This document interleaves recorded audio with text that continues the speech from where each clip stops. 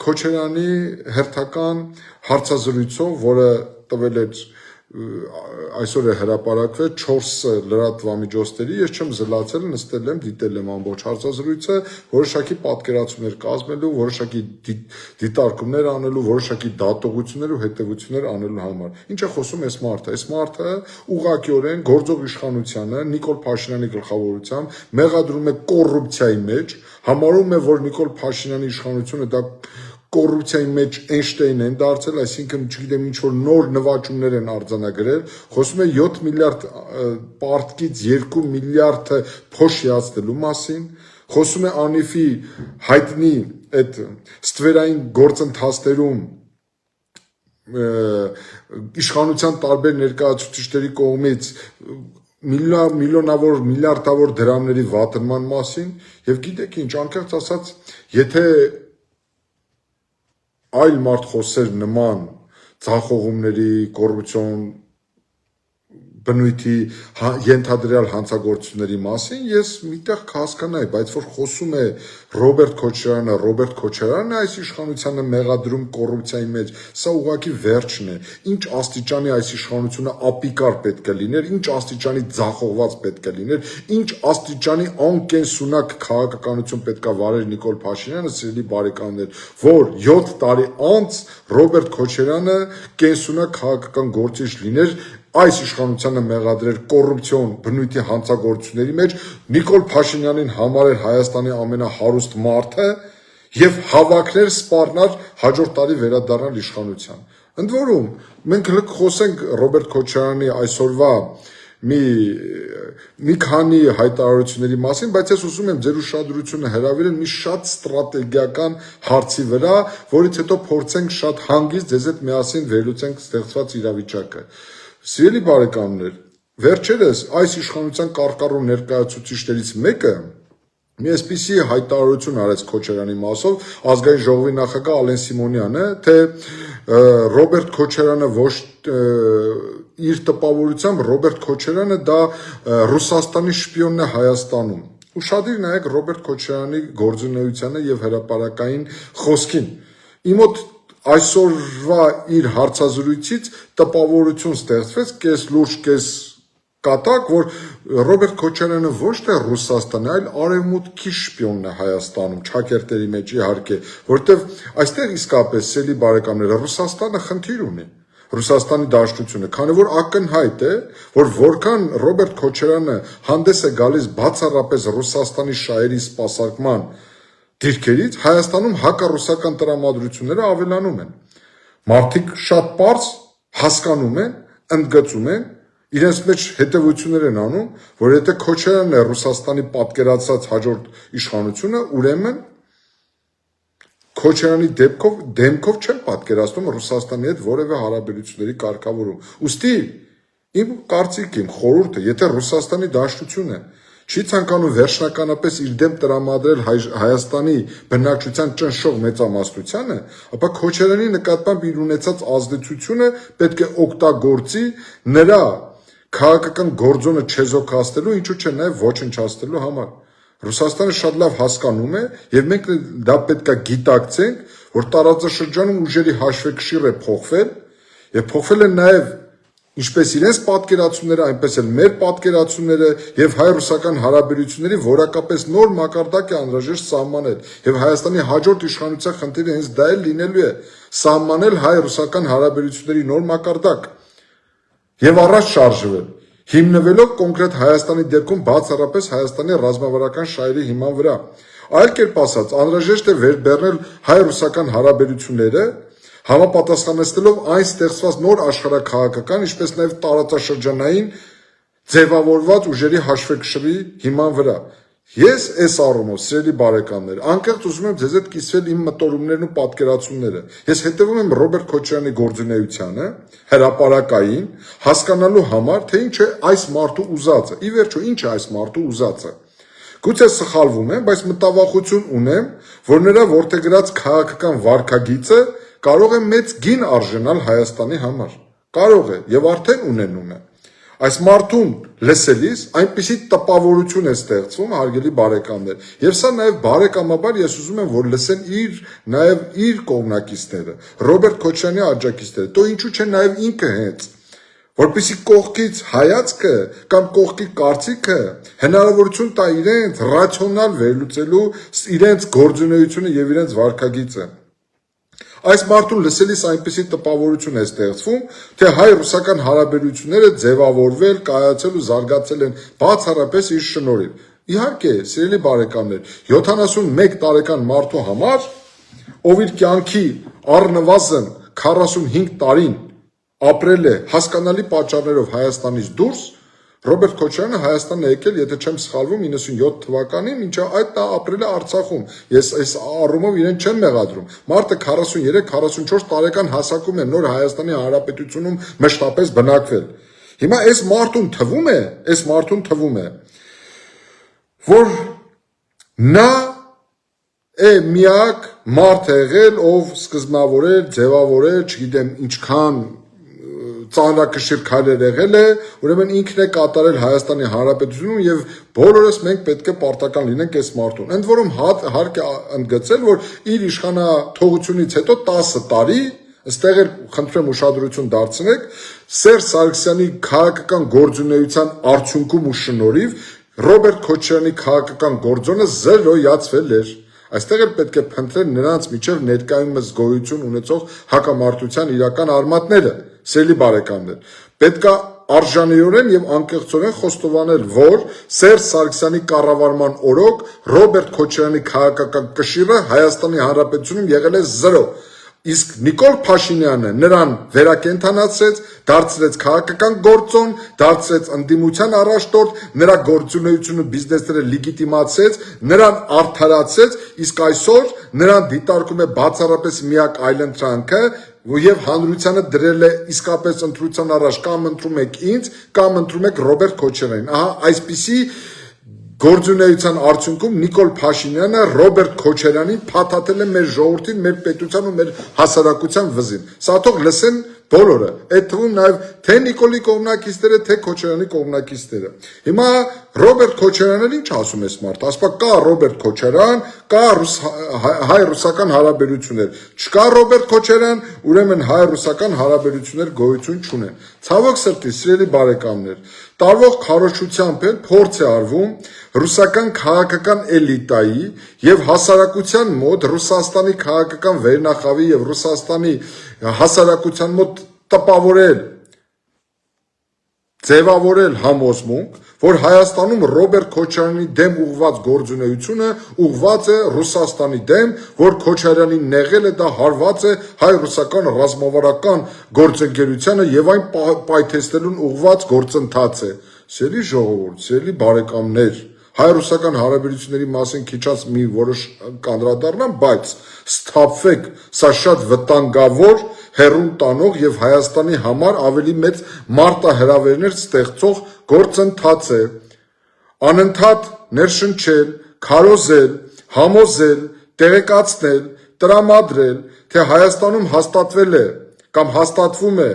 այս կամ այն հակառուսական, հակաեվրոպական, հակաարևմտյան, ռուսամետ, հակառուս իշխանություն,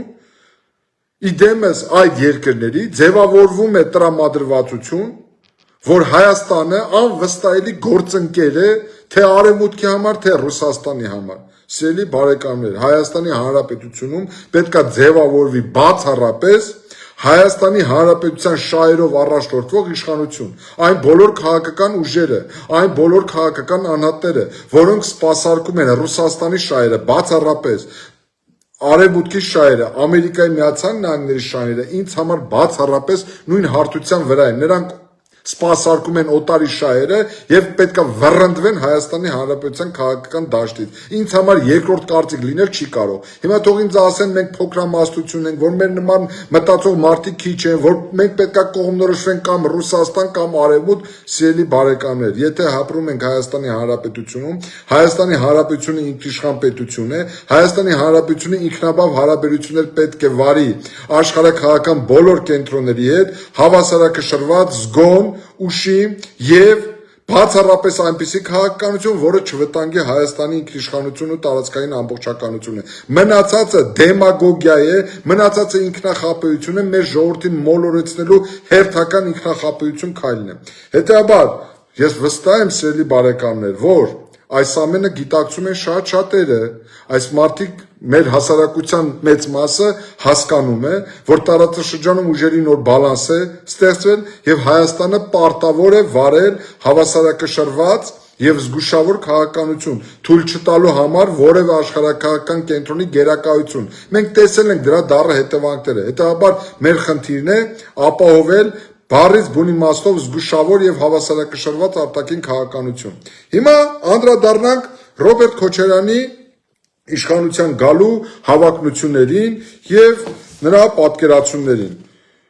Սիրելի բարեկամներ, ես ուզում եմ խոսել այս առումով Ռոբերտ Քոչարյանին հանգիստ թողնել ու խոսել Նիկոլ Փաշինյանի ու նրա իշխանության մասին։ Նախ մի կարևոր հանգամանքի մասին եմ ուզում խոսել։ Նիկոլ, մինչև իշխանության գալը 20 տարի շարունակ մեր հասարակությանը անձամբ դու, քո ղեկավարած թիմերը, քո ղեկավարած քարոզչամիջոցը Հայաստանի հասարակությանը բերել է այն համոզմանը, որ Ռոբերտ Քոչարյանը Սերժ Սարգսյանի հետ միասին ուղղակի պատասխանատվություն են կրում հոկտեմբերի 27-ի ոչրագործության, Վազգեն Սարգսյանին սպանելու, Կարեն Դեմիրճյանին սպանելու, նրանց գնդակահարելու, պարլամենտը գնդակահարելու, մարտի 1-ին ժողովրդի վրա կրակելու, բոլոր ժամանակների ընտրությունները կեղծելու, քաղաքական սպանություններ իրականացնելու, միլիարդավոր դոլարներ թալանելու մեջ։ Անձամբ դու քո ղեկավարած քաղաքական թիմի մեջ ու դրա դրոշակը ձեռքին եկել եք իշխանության։ Ավելին, իշխանության գալուց հետո 2021 թվականին, սիրելի բարեկամներ, արդեն ոչ թե ընդդիմադիր Նիկոլ Փաշինյանը, այլ Հայաստանի Հանրապետության վարչապետ Նիկոլ Փաշինյանը, ուրեմն բառացի մեջ են բերել հետևյալը. 2021 թվականի հունիսի 1-ին Արարատ համայնքի բնակիչների հետ հանդիպանը տառացիորեն Նիկոլ Փաշինյանը հայտարարում է հետևյալը, որ քաղաքացիները հնարավորություն կունենան իրենց քվեարկությամբ ստիպել հոկտեմբերի 27-ի գործի կազմակերպիչներին պատասխան տալ։ 2 տարի անց, 2023 թվականին, մայիսի 28-ին, Երևան քաղաքի Դավթաշեն վարչական շրջանի քաղաքացիական պայմանագիր կուսակցության համակիրների հետ հանդիպման ժամանակ Նիկոլ Փաշինյանը տառացիորեն հայտարարում է հետևյալը. Ռոբերտ Քոչարյան, Սերժ Սարգսյան, ձեզ թվում է հոկտեմբերի 27-ի համար պատասխան չեք տալու։ Հիմա ժողովուրդ ջան, Նիկոլ Փաշինյանը 7 տարի վարչապետ է, ու ես ուղղակի ուզում եմ իրան հարց տամ։ Այդ քո բարձացած հարցի պատասխանը ով պետք է տա, երբ պետք է տա, ումից պետք է ստանանք այդ հարցերի պատասխանը։ Ի վերջո, այդ մարդիկ ըստ քեզ Ռոբերտ Քոչարյանն ու Սերժ Սարգսյանը հոկտեմբերի 27-ի համար պատասխան պետք է տան, թե պետք է չտան։ Բանից պարզվում է, սիրելի հասարակություն, ոչ միայն պետք է պատասխան չտան, այլ այս մարդը սևով սպիտակի վրա այսօր կանգնած հայտարարում է, որ մյուս տարի խորհրդարանական ընտրություններին ինքը վերադառնալու է իշխանության ու մի քանի ամսվա մեջ բոլորի հարցերը լուծելու է։ Եվ ընկալվում է որպես գործող իշխանության Նիկոլ Փաշինյանի այլընտրանքը։ Սա է Նիկոլ քո պատասխանատվության ենթարկելու գործընթացը կամ խոստումը։ Սա է ձեր 7 տարիների կառավարման արդյունքը։ Դու ինչ կարգի ապիկար, ձախողված, տապալված, անշնոր քաղաքականություն պետք է վարես, որ Հայաստանի Հանրապետությունում առանձնապես ծանր հանցագործությունների մեջ մեղադրվող անձը համարվի, մեղադրյալը համարվի քո իշխանության այլընտրանքը։ Ինչ կարգի պետք է ավիրեիր քաղաքական դաշտը, ինչ կարգի պետք է թույլ չտայր քաղաքական դաշտը առողջանալ, որ այսօր այդ մարդիկ ուղղակիորեն իրենց ռեսուրսներով լրջագույն սպառնալիք են դարձել Հայաստանի Հանրապետության համար։ Ընդ որում, սիրելի բարեկամներ, ես այս թեմայի մասին մի քանի անգամ խոսել եմ, այսօր նորից ուզում եմ խոսել։ Մեր երկիրը զավթել են ներսից, քանդել են դրսից, հիմա ուզում են քանդել վերջնականապես ներսից։ առումով ուզում եմ ասել, թիվ 1 պատասխանատուն սիրելի բարեկամներ Նիկոլ Փաշինյանն է, որ այսօրվա ողբերգական իրականության ճարտարապետը, որը մեր երկրի ղեկավարումը հասցրեց այն աստիճանի, որ քաղաքական դիակները, մարդասպանները, թալանչիները, հանցագործները, կեղեքիչները, ընտրական իրավունքը կեղծածներն ու պղծածները դարձել են քաղաքական գործոն, ապահովում են, պահպանում են իրենց կենսունակությունը եւ սպառնում են վերադառնալ Հայաստանի Հանրապետությունում որպես իշխանություն։ Եվ ընդ որում ցավալին նա է, սիրելի բարեկամներ, որ թե իշխանություն է, այսինքն Նիկոլ Փաշինյանը, թե այս տիտղոսային ընդդիմությունը, խորհրդարանական ընդդիմությունը անընդհատ քարոզում են իրենց ահռելի քարոզչական մեդիայով, որ իրենցից բացի ուրիշ այլընտրանք չկա, որ բացի Ռոբերտ Քոչարյանից ու Նիկոլ Փաշինյանից կամ Սերժ Սարգսյանից ուրիշ այլընտրանք չկա։ Հայաստանում դուք չեք գտնի ուրիշ ոչ վարչապետի տեխնացու, ոչ նախարարի տեխնացու, ոչ պատգամավորի տեխնացու, ոչ այլընտրանքային քաղաքական ուժ։ Ժողովուրդ ջան, իսկապես պետք է սթափվել, հասկանալ, որ այս մարդիկ նույն ծրագիրն են իրականացնում եւ ընդ որում շատ վատ ծրագիր, որի կենսագործման արդյունքում Հայաստանի գոյությունը ռեալ կանգնել է վտանգի առաջ։ Ես կարճ կապեմ, սիրելի բարեկամներ, այս առումով։ Հայաստանը Նիկոլից հետո ռազմավարական հայեցակարգ է պետք մշակել եւ մենք գտնվում ենք այդ ծրագրի մշակման գործընթացում։ Մենք վստահ ենք ու պնդում ենք, հիմա քիչ անց կանդրադառնամ իշխանապողության գործընթացին, պնդում ենք համոզմունքով, իշխող խմբի իշխանությունը, այսինքն Նիկոլի իշխանությունը պետք է փոխարինվի նոր լեգիտիմ իշխանությամբ, որի ձևավորման ակունքը պետք է լինի բացառապես Հայաստանի Հանրապետության քաղաքացիների կամքը։ Պնդում եմ Նիկոլ Փաշինյանի փողոցով իշխանության գալու եւ փողոցում հարցեր լուծելու ընկալումը, կառավարության աշխատասենյակներ տեղափոխելու ողբերգական ու ձախողված ձեռագիրը պետք է փոխարինել քվեով, խելացի, ինտելեկտուալ, պետականաշինության արժեքների վրա հիմնված արժանավորների իշխանության գալու մշակույթով։ Այս առումով ես ուզում եմ ձեզ հիշեցնել Սինգապուրի առաջին վարչապետ եւ այդ երկիրը իսկապես աննախադեպ զարգացման հասցրած Լի Կուան Յուի իր մեկ մարդու աշխարհայացքը գրքում բավականին դիպուկ ձևակերպմամբ, որը ընդգծում էր հետևյալը. ժողովրդավարության առանցքային օրենքը, իրական քննությունը հետևյալն է. կարող ես քվեարկությամբ կառավարություն փոխել, թե ոչ, դա է։ Հիմա ժողովուրդ ջան, սիրելի բարեկամներ, Նիկոլ Փաշինյանը, Ռոբերտ Քոչարյանը, Սերժ Սարգսյանը, այդ մնացած բոլորի մասին, որ խոսում ենք, չէ, ամեն մեկին, որ խոսում է, ժողովրդավարության հրեշտակներ են։ Ժողովրդավարության ցուցիչը հետևյալն է. հնարավորություն ունենալու ենք օրինական ընտրությունների միջոցով այս իշխանությանը փոխել, թե ոչ։ Դուք հնարավորություն ունենալու եք ձեր քվեով առաջին անգամ փոխել իշխանությանը, թե ոչ։ Դա է լինելու փորձությունը եւ մենք կտեսնենք Նիկոլ, թե մյուս տարի քվեարկության միջոցով ինչ արդյունքներ է գրանցվելու։ Սիրելի բարեկամներ, մենք նույնպես մեր առաջ նման խնդիր պետք է դնենք։ Կարող ենք գետ մեկ անգամ, առաջին անգամ մեր անկախ ու ինքնիշխան Հայաստանում քվեարկությամբ կառավարություն փոխել, թե հարկադրված պետք է լինենք հարցերը կրկին ու կրկին լուծել փողոցում։ Ես ուզում եմ ձեզ հռետորական հարց տամ, սիրելի ժողովուրդ, սիրելի հասարակություն։ Մենք շարունակելու ենք հանդուրժել, որ 2025-2026 թվականը մնա Սերժի, Քոչարյանի ու Նիկոլի իշխանությունների կամ այդ երեք անձանց նրանց ղեկավարած քաղաքական խմբավորումների գզվրտոցի ժամանակաշրջան, թե նոր իշխանության ձևավորման ժամանակաշրջան։ Իսկապես դուք չեք օգնել այս մարդկանցից, ես քիչ հետո խոսեմ այդ մասին, որ 88-ից հետո ըստ էության քաղաքական էլիտան չի փոխվում, քաղաքական վերնախավը չի փոխվում առանձին դրսևորումներով հանդերձ։ Սիրելի բարեկամներ, ընդ որում, ուզում եմ այս մասին ձեր մոտ շատ հանգիստ արտահայտել, առանց էմոցիաների, ուզում եմ, որ դուք մտածեք, քաղաքական դաշտում նախկին առաջնորդների սինդրոմը եւ Հայաստանի ապագայի տեսլականը խաչվելով միմյանց սպառնում է երկար տարիներ մեզ նետել տեղապտույտի մեջ։ Խնդրում եմ, եկեք վերլուծենք, որը ամենալուրջ սպառնալիքն է Հայաստանի ապագայի համար։ Կրկնում եմ 88 թվականից հետո մինչ օրս Հայաստանում քաղաքական էլիտան փաստորեն չի փոխվում կամ դժվար է փոխվում, նույն դեմքերն են, նույն խոսքերը, նույն փիլիսոփայությունը, նույն մտքերը, նույն տանգնապալես կանխատեսումները։ Սիրելի բարեկամներ, համագումարի բերելով այդ էլիտայի գործունեությունը հնարավոր չէ անտեսել այն հանգամանքը, որ անուրանալի ձեռքբերումների հետ մեկտեղ կորցրել ենք բարեկեցիկ պետություն կառուցելու հնարավորությունները սերունդերին, թողնելով ահռելի բեռ։ Լսում ես Ռոբերտ Քոչարյանին, մարդը թվում է, թե ինքը Սինգապուրի վարչապետն է կամ Չինաստանի բանն է, վարչապետի հետ գործ ունեն։ Այ ընկեր,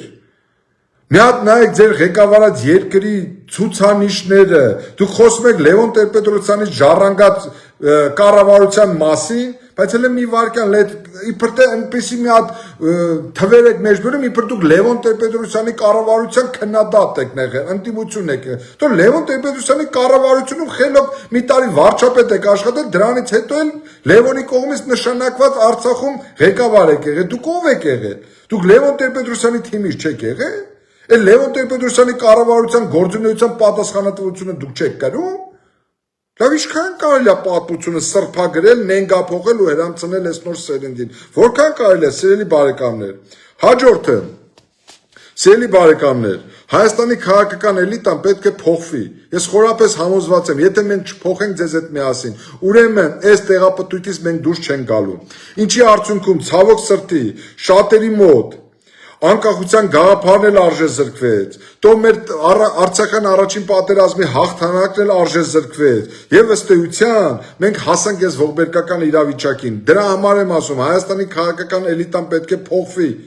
որպեսզի փոփոխված էլիտան հնարավորություն ստանա նոր շունչ բերել Հայաստանին, որակապես նոր զարգացման փիլիսոփայություն ապահովել, որակապես նոր օրակարգ առաջարկի։ Հակառակ պարագայում դուք չեք տեսնում ազգային ժողովում այս խեղճկատակությունը, սիրելի բարեկամներ, ազգային ժողովում, լսեք, այսօրվա ազգային ժողովը, սիրելի ժողովուրդ, խնդրում եմ ամենայն հարգանքով, ամենայն պատասխանատվությամբ եմ ձեզ ասում, այսօրվա ազգային ժողովի 100%-ը, ուղիղ 100%-ը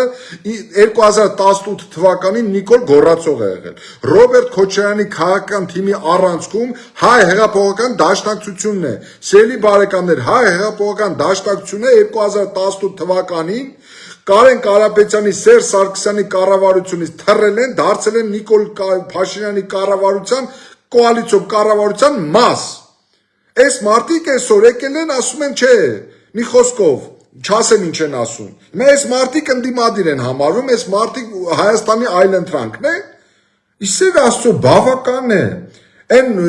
հանրապետական Սերժ Սարգսյանից մասին չեմ ասում։ Արդեն իրենք են Քոչարյանենք են ասում, որ դուք եք բերել։ Իրար մեջ են արդեն մեղադրում։ Նա դուք կլկողնորոշվեք, դուք ի վերջո Նիկոլին ով բերեց։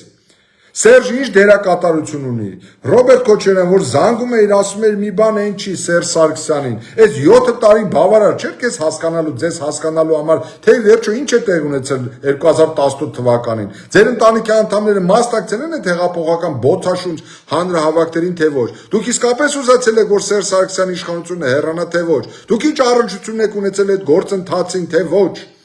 Երբվանից փոխվեց։ Ախր ձեր ղեկավարած խմբակցության 100%-ը Նիկոլ Գոռացող է եղել։ Հիմա դուք այսօր դարձել եք ընդդիմադիր, ուզում եք դառնալ Նիկոլ Փաշինյանի այլընտրանքը։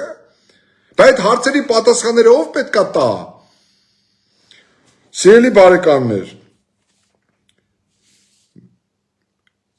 Հայաստանի Հանրապետությունում եւ ցանկացած զարգացած երկրում պետք է ունենալ ուժեղ ընդդիմություն, չկա ուժեղ ընդդիմություն, իշխանությունը լկտիանալու է, իշխանությունը դառնալու է անվերահսկելի։ Մի հատ տեսեք Նիկոլ Փաշինյանը ինչ է անում ամեն անգամ ազգային ժողով գալուց։ 2021 թվականից անմաս է, ասել եմ աշխարհում չկա ուրիշ երկրորդ երկիրը, որտեղ երկրի գործադիր իշխանության ղեկավարը, որը հաշվետու է պարլամենտին, գա ու մատ թափտա պարլամենտի վրա։ Գա ու մատ թափտա պատգամավորների վրա, գա ու մատ թափտա ընդդիմության վրա, գա ու ընդդիմությանը մեղադրի կոռուպցիայի մեջ, կոռուպցիով թաթախված լինելու մեջ, ապշած եմ ուղղակի։ Եթե Նիկոլ քեզ թվում է, որ դու Սեյրան Օհանյանին, Գևորգյան Արմենին, դաշնակցականներին, այս կամ այն մնացածներին կոռուպցիայի մեջ մեղադրելով դու արդարանում ես, դու, չգիտեմ, չկմեղանում ես, ճիշտ հակառակը, քո իշխանությունը ուղղակի պատասխանատվություն է կրում կոռուպցիոնիստ պատգամավոր ունենալու մեջ, որտեղ հաջորդ իշխանությունը քեզ հարց է տալու, տղա ջան, Բայց եթե կոռուպցիայով թաթախված են այդ մարդիկ, ինչ գործ ունեին ազգային ժողովում օրենսդիր իշխանություն լինելուց, օրենսդրական գործունեություն իրականացնելուց, ինչ գործ ունի, ինչու այդ մարդիկ դատված չէին, դատապարտված չէին, պատասխանատվության ենթարկված չէին, հարցնելու են, ոչ միայն հարցնելու են, պատասխան են պահանջելու, հասնելու են։ Հերիք է ժողովուրդ ջան, հերիք է այս մարդկանց իսկապես հասարակությանը ժողովրդին հիմարի տեղ դնեք։ Իսկապես այս քաղաքական պոպուլիզմը կործանեց մեր երկիրը, ուղղակի չգիտեմ կործանեց։ Սիրելի բարեկամներ, պետքա ցանկացած երկրում ընդդիմությունը պետքա ավելի ազդեցիկ լինի, քան իշխանությունը, որ երկրում ընդդիմությունը ազդեցիկ չեղավ, հեղինակավոր չեղավ, առավել քան անխոցելի չեղավ, վայը տարավ այդ երկրին։ Մեր երկրում ինչ է ստեղծվել, Նիկոլ Փաշինյանի խաղը շատ պարզ է, սիրելի հասարակություն, սիրելի բարեկամներ, նրա քաղաքական հաշվարկը շատ պարզ է։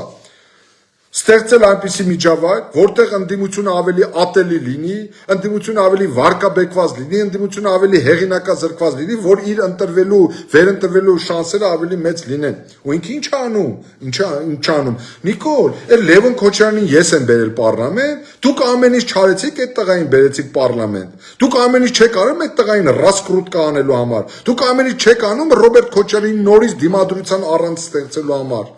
Լավ ինչքան կարելի է մարդկանց խաբել հիմարի տեղ դնել։ Հիմա էլ եք նուք անում, պատրաստվում եք 2026 թվականի ընտրություններին կամ ժողովուրդ ջան ընտրում եք Նիկոլ Փաշինյանին կամ ընտրում եք Ռոբերտ Քոչարյանին։ Ի վերջո ժողովուրդը պատանդ չի ձեր ձեռքին։ Ի վերջո հո պատանդ չի ձեր ձեռքին։ Գալու է մի օր, չէ՞, այդ ժողովուրդը մի օր գալու է, Նիկոլ քո հետևից էլ է գալու, Քոչարյանի հետևից էլ է գալու։ Հանկարծ չմտածեք, որ դուք, չգիտեմ, հավերժ եք, հանկարծ չմտածեք, չփորձեք մտածել, որ դուք կարող եք ինչ-որ պլեստալ, ձեր բառերով ասած։ Սիրելի բարեկամներ, այս առումով ինձ համար կա խորքային համոզմունք։ Եթե չկա ուժեղ ընդդիմություն, ուրեմն իշխանությունը ավելի թույլ է, քան ընդդիմությունը, որովհետև ուժեղ ընդդիմության պարագայում է իշխանությունը ավելի ուժեղ լինում, որովհետև այդ ուժեղ ընդդիմության պարագայում իշխանությունը ավելի հաշվետու է լինում, իշխանությունը ավելի զգոն է լինելու։ Ցավոք սրտի մենք ունենք վարկաբեկված, հեղինակազրկված ընդդիմություն եւ կրկնակի հեղինակազրկված ու վարկաբեկված իշխանություն։ Նիկոլ, այդ որ Ռոբերտ Քոչարյանը քեզ մեղադրում է կոռումպացված լինելու մեջ եւ համարում է Հայաստանի հարուստ մարդը, գիտեք ինչ, սա ինչ-որ մարդկանց մոտ կարող է ժպիտ առաջացնել, ծիծաղ առաջացնել, հեգնանք առաջացնել, քմծիծաղ առաջացնել, բայց լավ իմացի, դա նույնն է, լավ չասեմ այդ մի բառը չասեմ, կոպիտ բառ եմ ասելու, բայց դա քո անձնական ողբերգությունն ու քո անձնական պարտությունն է, քո անձնական պարտությունն է, մտածի ոնց ուզում ես, մտածի ոնց ուզում ես։ Հիմա, բայց գիտեք ինչ, սիրելի բարեկամներ, ես ուզում եմ խոսել մի հատ խեղկատակային գործընթացի մասին, այս Նիկոլ Փաշինյան գործող իշխանություն, գործող ընդդիմություն, այս առճակատման մասին, որտեղ ինչ-որ գաղափարներ են ներքաշում, impeachment, ես այսօր պարզ եմ խոսալու, որովհետև իսկապես ինձ համար մի քիչ վիրավորական է, նաև իրավաբանի, որովհետև վարչապետին անվստահություն հայտնելու գործընթացը դա կարգավորված է Հայաստանի Հանրապետության սահմանադրությամբ, որի 115-րդ հոդվածը հստակ սահմանում է, թե որ դեպքերում ու ինչ կարգով, ինչ ընթացակարգով է Հայաստանի Հանրապետության վարչապետին անվստահություն հայտնում։ Ինչ-որ երկու մարդիկ մի քանի օր առաջ որ շրջանառության մեջ են դրել impeachment-ի գաղափարը, որը տեխնացուի փնտրտուք է, ինչ-որ այս կամ այն խորհրդարանական ընդդիմությունը, այսպես ասած, տեխնացու չի կարողանում առաջադրի, մեկը մյուսին չեն առաջադրում, այն բանը, ու հայտնվում է Էդմոն Մարուքյանը, Էդգար Ղազարյանի, Նարեկ Մալյանի շրջանառության մեջ դրած գաղափարից հայտնվում է Էդմոն Մարուքյանը եւ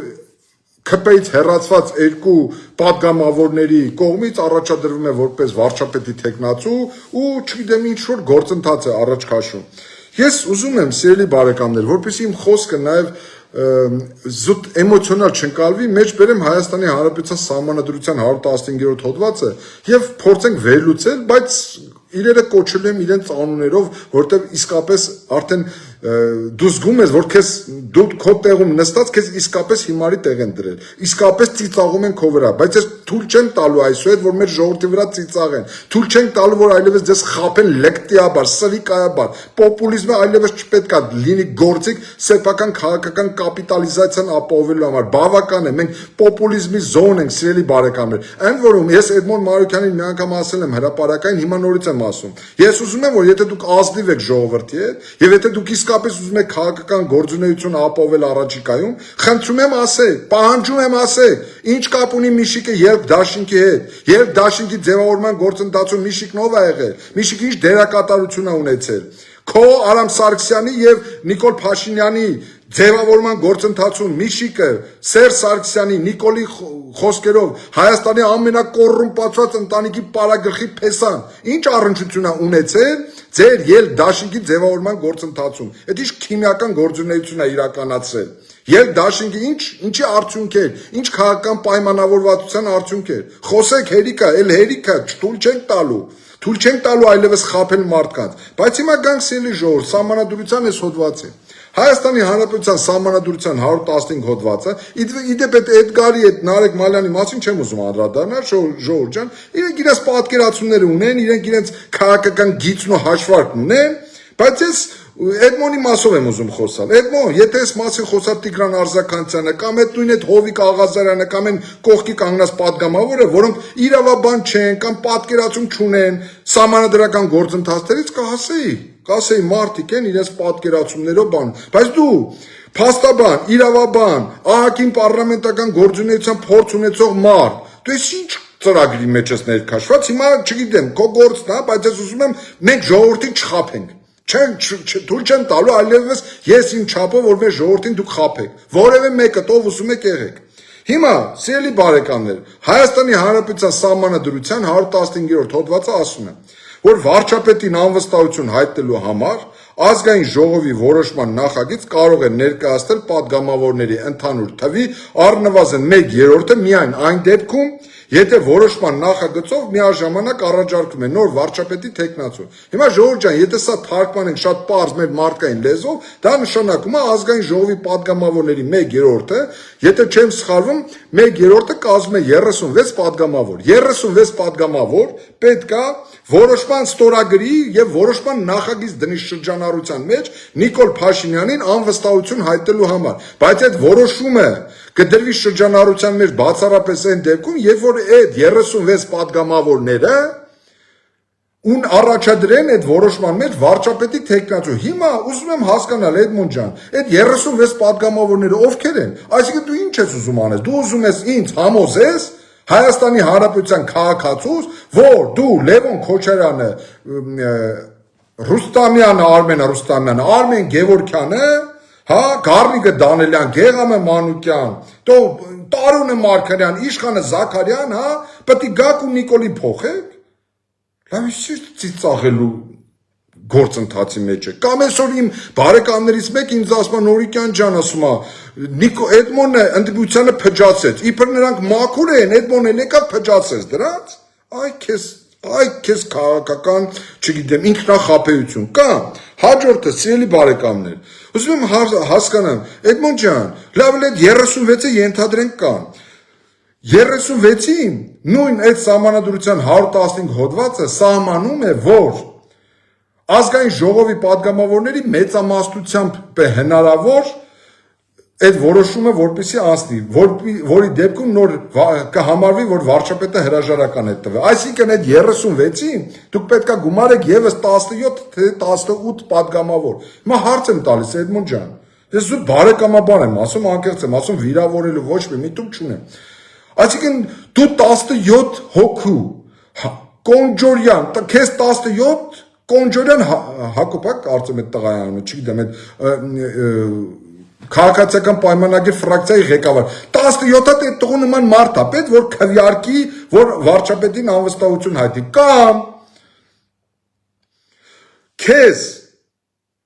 Ալեն Սիմոնյանը ով քեզ անբարոյականի վաստակ էր ասում քեզ այդ 17-ը նման Ալեն Սիմոնյանն է պետք որպեսի կողմ քվեարկի որպեսզի վարչապետին անվստահություն հայտնվի։ Ես չեմ հասկանում, սա ինչ է էլի, եթե սա քաղաքական ծրագիր է, սա քաղաքական գործընթաց է, որ դուք ուզում եք այս ժողովրդի ականջներին լապշա կախեք, թե ժողովուրդ ջան, տեսեք մենք օրակարգ ենք գեներացնում, հա։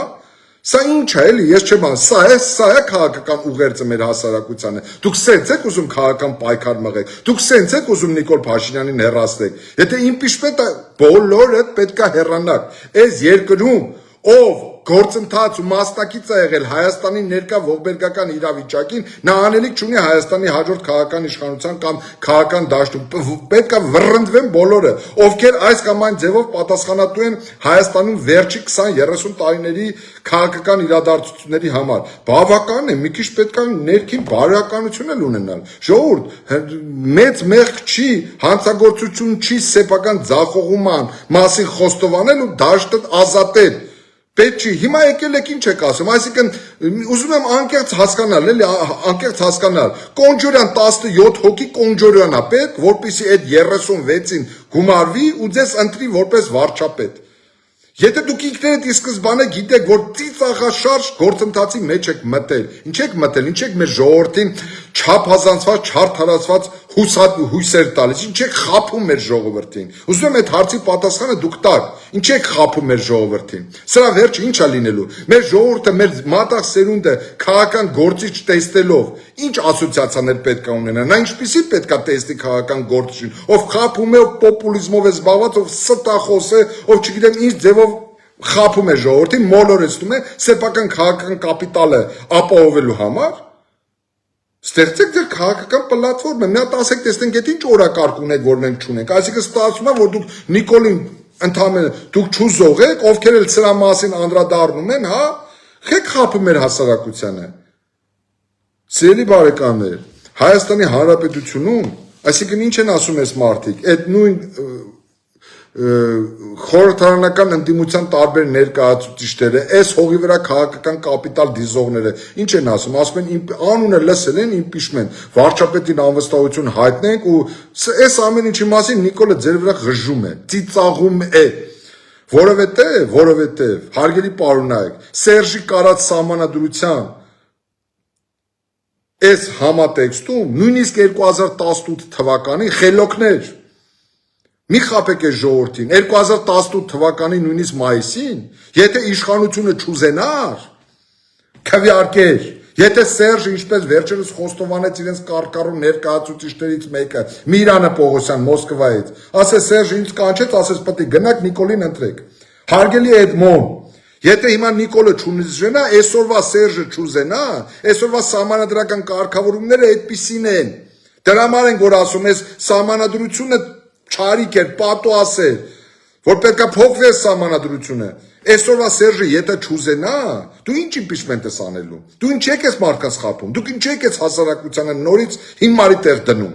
Մարդկանց մոտ էլ տպավորություն ձևավորում, թե տեսեք մենք խաղի մեջ ենք, էլի։ Սենց խաղի մեջ չեն մնում, սենց վերջում խաղից դուրս են շպրտվում։ Բայց իրականում ձեր գործունեության արդյունքում հասարակությունն է խաղից դուրս հայտնվել։ Հասարակությունը, որ այսօր ումը տեսնում եք, ես ինչ եմ արել օրինակ, սիրելի ժողովուրդ ջան, կարող եք ինձ ասել, 3 տարի իմ ամբողջ ժամանակի մի ստվար մասը զբաղեցրել եմ քաղաքական գործունեությանը, ոչ մարդ եմ սպանել, ոչ թալանչի եմ, ոչ երկիր եմ կործանել, ոչ Ղարաբաղ եմ ծախել, ոչ միլիարդեր եմ դիզել, ինչ եմ արել, բայց ինձ ամեն մի երկրորդ մասը ինչ ասում։ Ասում դե լավ, ասում դու Նորիկյան ջան, հա խելոք տղա ես, բայց դու ինչ կարաս անես։ Մեկին էլ ընտրեցինք, ինչ եղավ։ Ժողովուրդ ջան, փաստորեն այս մարդկանց գործունեությունը ինչ է։ Սրանց ուղերձի ինչ ասում, եթե դու 7-8 կուսակցություն չես փոխել, տարին մեկ օրենտացիա չես փոխել, քաղաքական կողմնորոշում չես փոխել, մի օր Ռուսաստան չես գոռացել, մի օր Եվրոպա չես գոռացել, սրա նրա տագը չես մտել, սրա նրա ծառան չես եղել, սրա նրան չես ծառայել, նրանից կոպեկ չես մուրացել, դու քաղաքականության մեջ տղա ջան գործ չունես, էլի գնա քո գործերով զբաղվի։ Սա է ձեր ուղերձը մեր հասարակությանը։ Ձեզանով պետք է դաստիարակվեն մեր քաղաքացիները, մեր հասարակությունը ձեր մեջ պետք է ընտրություն կատարի, ամոթա, վերջ տվեք, դադարեք խաբել ես մեր ժողովրդին, դադարեք խաբել մեր ժողովրդին։ Ես սրանից հետո սիրելի բարեկամներ, ճարահատված եմ հարկադրված եմ լինելու ուղիղ անուններով խոսել։ Ես իմ համար կարմիր գծեր կան, որոնք երբեք չեմ ասնելու։ Եթե իմպիչմենտը, այս քաղաքական դաշտը պետք է ամբողջությամբ իմպիչմենտի ենթարկվի։ Նիկոլ Փաշինյանը Ռոբերտ Քոչարյանի ձեռը բռնած, Սերժ Սարգսյանի ձեռը բռնած, այդ իրանց էր սպասարկած ամբողջ քաղաքական դաշտը, այդպեսի պետք է հեռանա, վռնդվի քաղաքական դաշտից։ Հարցեր կա։ Այ քեզ բան։ Եթե խաղում եք, ազնիվ խաղացեք, ես իմ անվանը հավատարիմ գործունեություն, ազնիվ արդար, իսկապես մղումներով մտել ենք այս քաղաքական դաշտի մեջ։ Ժողովուրդ ջան, ինչ են ձեզ համոզում, որ Ռոբերտ Քոչարյանից, Նիկոլից ու Սերժից բացի այլ ընտրանք չկա։ Ինչի ժողովուրդ ջան, ինչի այլ ընտրանք։ Այդ Ռոբերտ Քոչարյանը ինչ արել։ Այդ Նիկոլ Փաշինյանը ծնված օրից վարչապետ աշխատել։ 7 տարի աշխատել, ասում եմ մենք ծույլիկ ենք, մնացել ենք նույն դասարանում, ասում եմ անգրագետ ենք, տգետ ենք, դպրոց սարքել չգիտենք, ճանապարհ կառուցել չգիտենք, տղա ջան, չգիտես դուրս արի, ազնվորեն խոստովանի, ասի սիրելի ժողովուրդ, ինձ չի հաջողվել, ճիշտ է, ես ստացել եմ ձեր վստահության քվեն, դուք ինձ ընտրել եք որպես վարչապետ, բայց ես ապիկար եմ, չեմ կարողանում ձեր հույսերը արդարացնել, ես գնացի, ի վերջո ո՞նց պետք է գնաս Նիկոլ։ Ես ուզում եմ այդ հարցի պատասխանը դու տաս, դու ո՞նց ես ուզում գնաս։ Կարող է դու ուզում ես իսկապես հավերժ իշխես։ Ախպեր ասա, ես ժողովուրդ ջան, եկել եմ, ես մեսիա եմ, ես հայ ժողովրդի փրկիչն եմ, եկել եմ պետք է հավերժ իշխեմ։ Այ Ռոբերտ Քոչարյան, դու ուշադիր լսի։ Նույնիսկ եթե դու լավ բաներ ես արել, նույնիսկ չգիտեմ ասֆալտ ես փռել, այսօր խոսում էիք լիսի հիմնադրամից, նույնիսկ եթե դու ճիշտ բաներ ես ասել, այն գեր, դու արդեն 71 տարեկան մարդ ես։ Դու արդեն քո առաքելությունը արել ես, նույնիսկ եթե դու հերոս ես, դու քո ժամանակի հերոսն ես եղել։ Հիմա դու հերոս չես, հիմա դու ժամկետ անցես։ Դու ո՞նց կարաս հիմա վերադառնաս, կամ դու ինչ օրակարգով ես վերադառնում։ Դու ինչ օրակարգով ես վերադառնում, տա դու ինչ խնդիր պետքա լուծես։ Իսեր ասու կարելի էր այս ընթացքում, այսօր Քոչարյանը ինչ ասում, սիրելի ժողովուրդ, ասում մեր ֆրակցիայում 8 հատ վարչապետի տեխնացու կա։ Տալը մեկի անունը տուր։ Մեկի անունը տուր, դու ես առաջադրվում, այդ 8 վարչապետի տեխնացուներից ինչ ես դու առաջադրվում։ Ասա ժողովուրդ ջան, 8 վարչապետի տեխնացուներ կա, այս մեկին ընտրում ենք վարչապետ։ Այս մարդը։ Իրականում դուք, պարոն Ռոբերտ Քոչարյան, դուք, պարոն Սերժ Սարգսյան, դուք, պարոն Նիկոլ Փաշինյան, որտեղ շատ լավ հասկանում եք, որ ձեր հավաքական գործունեության արդյունքում կործանվեց Արցախի հանրապետությունը։ Ռոբերտ Քոչարյան, դուք ուզենայիք չէիք լուծի Արցախի խնդիրը, դուք վստահ եք, որ Արցախը դառնալու էր անկախ պետություն, դուք վստահ եք, որ Քալբաջարը պահելու եք, դուք վստահ եք, որ Աղդամը խաբեցիք, բերեցիք, ձեր խաբեությունը Նիկոլ Փաշինյանը շարունակեց մինչև 2020 թվականի Արցախյան աղետը։ Հիմա էլ ինչ ասում։ Դուք ժողովուրդ ջան, ես հաջորդ ուղիղ եթերի ժամանակ այս մասին խոսեմ, հիմա չեմ ուզում ձեր ժամանակը շատ երկարացնել, ես ուզում եմ ասել հետևյալը, այս պարլամենտը, որը կործանել Արցախի հանրապետությունը, այս պարլամենտը, որը վտանգի առաջ է դրել Հայաստանի հանրապետությունը, վերընտրվելու ոչ մի բարոյական իրավունք չունի։ Եթե իմպիչմենտը, ուրեմն իմպիչմենտ Նիկոլ Փաշինյանին, իմպիչմենտ Ռոբերտ Քոչարյանին, իմպիչմենտ Սերժ Սարգսյանին, ընդ որում արժանին ճշմարտության դեմ չմեղանչեմ, Սերժ Սարգսյանը լեզ վերջերս ասում է ես խաղի մեջ չկամ, ես չեմ ուզում վերընտրվելու ցանկություն չունես հանգիստ նստեք տեղներդ, հանգիստ նստեք եւ վատ մի զգացեք, մի նախանձեք, որ հնարավոր է, որ ուրիշ մարդիկ էլ հավաքնեն Հայաստանում իշխանության գալու, շատ հնարավոր է Ռոբերտ Քոչարյանը, այդ որ ասում եք, այդով իմ փորձը ունի, այն գեր հնարավոր է, որ ձեր հաջորդները ավելի լավ փորձ ունենան, ձեզանից ավելի խելացի լինեն, ձեզանից ավելի գրագետ գործեն, ձեզանից ավելի լավ կառավարեն։ Այսինքն ինչ եք ուզում ասել, որ դուք չլինեք Հայաստան չի լինի, որ դուք չլինեք, չգիտեմ, Հայաստանը կկործանվի, տեսել ենք ձեր կառավարումը, տեսել ենք, Ռոբերտ Քոչարյան, Սերժ Սարգսյան, ուզեք թե չուզեք, ձեր անփառունակ, ձեր հանցագործ գործունեության հետևանքն է Նիկոլ Փաշինյանը։ Ինչ ուզում եք ասեք, եթե դուք լավ կառավարեիք, եթե դուք Հայաստանը այնպես կառավարեիք, ստեղծեիք այնպիսի արդյունավետ պետություն, որի մասին խոսում եք, Հայաստանը այնպիսի տնտեսական զարգացման մակարդակի վրա հասցնեք, այդ Նիկոլ Փաշինյանը ոնց էր գալու իշխանության։ Այդ Սերժ Սարգսյանը ոնց էր այդպես կարողանալու բանաներ հանձնել իշխանությունը, դուք եք ասում, այդ խոմ ես չեմ ասում, այս 4 տարի ես ասում էի, որ Սերժն է փոխանցել Նիկոլ Փաշինյանին իշխանությանը, ձեր ֆեյքային ոմակներով հարձակվում էիք վրես։ Հիմա դուք եք ասում, հիմա դուք կողմնորոշվեք, հիմա ինչ խաղ եք ուզում տանեք, հիմա ուզում եք Նիկոլ Փաշինյանը ձեզ փոխանցի Ռոբերտ Քոչարյան։ Սիրելի ժողովուրդ, իրականում այս բոլորը խաղում են ձեր դեմ, ձեր թիկունքում, ձեզ խաղից դուրս թողնելով։ Անկեղծ ասում եմ, մարդկայնորեն ասում եմ, հավատում եք, հավատացեք։ Չգիտեմ, ուզում եք վստահեք, ուզում եք մի վստահեք։ Հայաստանի Հանրապետությունում են բացառիկ քաղաքական ուժերից մեկն ենք, որ ոչ տեր ունենք, ոչ քաղաքական պապա ունենք, անտերի նման ուզում ենք մարդկային ձևով խոսել, անկեղծ խոսել ձեր հետ։ Ի՞նչ է ձեր ուզածը, ժողովուրդ ջան։ Դուք այդ ի՞նչ իշխանություն եք ուզում, ի՞նչ քաղաքական թիմ եք ուզում։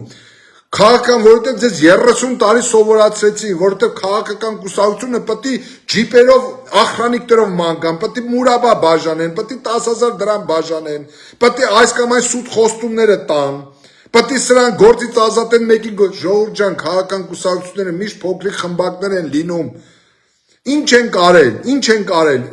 ոչ հոկտեմբերի 27 ենք կազմակերպել, ոչ մարտի 1 ենք արել, ոչ ընտրություններ են կեղծել, ոչ մարտ ենք սպանել, ինչա անգրագել լինենք, հա, մենք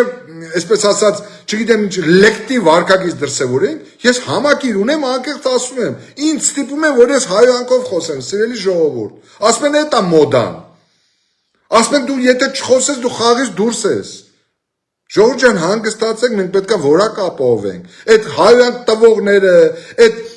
չգիտեմ, այդ քաղաքական հայախոսությամբ զբաղվողները, այդ չգիտեմ, անբարոյական վարկագիծ դրսևորողները,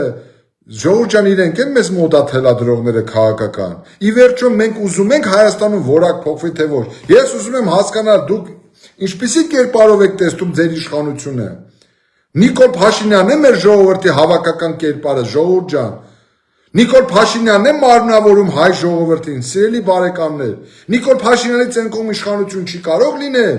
Նիկոլ Փաշինյանը անփոխարինելի է, հա, Նիկոլ դուք անսխալական եք, ձեզ քննադատել չի կարելի, ձեր սխալները մատածույց անել չի կարելի, ձեզ մասին թթու խոսք ասել չի կարելի, դուք անսխալական եք, անթերի եք։ Այ քեզ բան։ Սիրելի բարեկամներ, ներողություն եմ խնդրում այսօրվա էմոցիոնալ ելույթի համար, պարզապես երբ որ նաև իմ մերձավոր շրջապատում են, երբ որ խոսում են, մարդիկ քարոզչության տակ են, մարդիկ տպավորությունների տակ են։ Նիկոլ Փաշինյան 5 տարի անց այդ պատերազմից դու նոր հիշել ես Սեյրանի տղու մասին, գեներալ Սեյրանի տղու մասին, դու նոր ես հիշել։ Դու նոր ես հիշել Արցախյան պատերազմում թույլ տված ձախողումների մասին, սխալների մասին։ Իդեպ ինչ եղավ Նիկոլ 2016 թվականի քարորիայի ազգային ժողովի քննիչ հանձնաժողովի կողմից հրապարակված կազմված ու մինչև հիմա չհրապարակված զեկույցը ինչ եղավ 44 օրյա պատերազմի ընթացքում քննիչ հանձնաժողովի գործունեության արդյունքը ինչ եղավ։ Լավ, ինչքան կարելի է մարդկանց խաբել, ինչքան կարելի է հասարակությանը մոլորեցնել։ Սիրելի բարեկամներ, այս իշխանությունը, այս ընդդիմությունը Նիկոլ Փաշինյանն ու Ռոբերտ Քոչարյանը արժանի են միմյանց։ Լավ էլ գտել են իրար։ Մեկը մյուսին արժանի իշխանություն, մեկը մյուսին արժանի ընդդիմություն։ Սիրելի բարեկամներ, ավարտելով իմ խոսքը, նորից եմ ասում, այս մարդիկ Նիկոլ Փաշինյանն ու Ռոբերտ Քոչարյանը պատրաստվում են բախման։ Արուն են թափելու։ Հիշեք այս խոսքս, մյուս տարվա ընտրություններին անուսավորում են արդեն, ստեղծում են, արհեստականորեն ստեղծում են քաղաքական պայքարի երկու բարիկադ, այս կողմում Նիկոլն է, այս կողմում Քոչարյանն է, մնացածը պետք է հայտնվեն խաղից դուրս վիճակում, ահա այս քաղաքական գիծն է տարվում, իշխանությունը նպաստում է այս քաղաքական գծի բյուրեղացմանը, իշխանությունը ամեն ինչ անում է, որպես իրեն ընդդիմադիր ուժ ընկալվի բացառապես Ռոբերտ Քոչարյանը, որպեսզի վախեցնի ժողովրդի, որ տեսեք ժողովուրդ ջան, եթե դուք չընտրեք Նիկոլին, Ռոբերտ Քոչարյանը վերադառնալու է։ Ռոբերտ Քոչարյանն էլ օգտվելով այս հանգամանքից, իրեն պատե, ուրեմն այս ընձեռված պատե առիթից ամեն ինչ անելու է կոնսոլիդացնելու այս դժգոհ զանգվածը էլեկտորատը իր շուրջը, որպեսզի հնարավորության դեպքում իշխանության սայթակելու դեպքում վերադառնա իշխանության։ Եթե մեր նման մտածող մարդիկ, ընդ որում մեր նման մտածող մարդիկ շատ են, ժողովուրդ ջան, ուղղակի հիասթափված են, 60% ենք մենք, 60, հավաստիացնում եմ ձեզ, 60%, եթե այդ 60%-ը հստակ, սառը, քաղաքական հաշվարկով գա այնպիսի կոնսենսուսի, որ կարողանանք առաջադրել այնպիսի տեխնացու, որը վարկաբեկված չի, հեղինակազրկված չի, ոչ մեկի ծառան չի, ոչ մեկի ստրուկը չի, ծառայում է իր երկրին։ Եթե կա այդպես մարդ, ասեք ես պատրաստ եմ, սիրելի բարեկամներ, միանալ այդ մարդուն։ Հասկանում եք, ով է ցույց տվեք, ես միանամ այդ մարդուն, եկեք միավորվենք, իսկապես ստեղծենք քաղաքական այլընտրանք, ներկայացնենք իրապես քաղաքական այլընտրանք, հակառակ դեպքում Նիկոլ Փաշինյանն ու Ռոբերտ Քոչարյանը մեր ժողովրդին բերելու են բախման, երկրորդ մարտի մեկն են կազմակերպելու, մեր ժողովրդի արյան հաշվին մեկը դիվիդենտները ձեռք բերելու, մեկը կամ պահպանելու է իշխանությունը, կամ գալու է իշխանության։ Սա է մեր երազած երկիրը, Նիկոլ Փաշինյան։ Սիրելի բարեկամներ, ավարտում եմ այսօրվա խոսքս, հարգանքներս ձեզ, լավ մնացեք, խաղաղություն եմ ցանկանում, առաջիկայում ավելի մեր պատկերացումների մասին ձեզ կներկայացնենք, ուղղակի չէի կարող այսօր այսքանը չասել։ Սիրելի բարեկամներ, խոնարհում ես մեր հայրենիքի համար իրենց կյանքը տված մեր բոլոր հայրենիների լուսավոր հիշատակի առաջ եւ Փառք ու պատիվ այս պահին Հայաստանի Հանրապետության սահմանները հսկող մեր բոլոր զինծառայողներին, փառք ու պատիվ հայոց բանակին։ Մեկ անգամ եւս ներողություն եմ խնդրում այսօրվա էմոցիոնալ ելույթի համար, որովհետեւ ուղղակի էլ տեղ չեն թողել։